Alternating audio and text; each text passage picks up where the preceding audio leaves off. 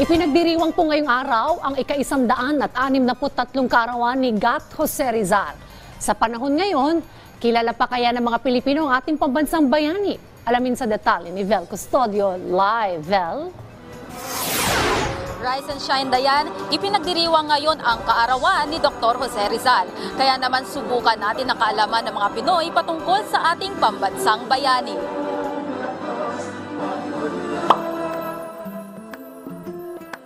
Si Dr. Jose Rizal.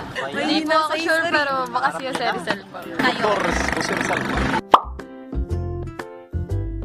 Calamba, Laguna. Sa Calamba po. Laguna ba? Tama. Last question. Paunahan. Ibigay ang buong pangalan ni Jose Rizal. Jose Portasio Rizal Mercado E. Alonso Realonda. Jose Portasio Rizal Mercado E. Alonso Realonda.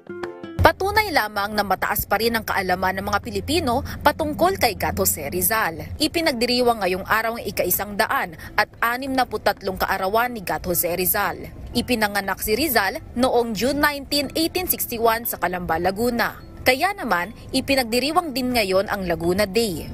Kilala si Rizal sa palayaw na Pepe, Pepito at Joselito. Pampito si Rizal sa 11 mga anak ng mag-asawang Francisco Mercado Rizal at Teodora Alonso Realonda.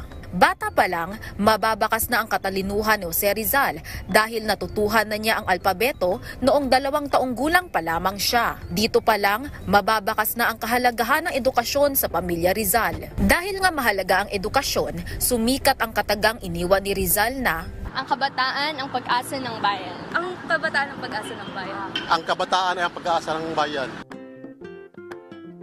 Kasalukuyang isinasagawa ang wreath laying o ang pag-aalay na bulaklak sa harap ng monumento ni Rizal sa pangunguna ni Manila City Mayor Honey Lacuna. Nakiisa rin sa programa ang iba't ibang kagawaran dito sa Maynila habang nakadeploy naman ang mga pulis para sa seguridad. Balik sa iyo, Dayan. Maraming salamat, Vel Custodio.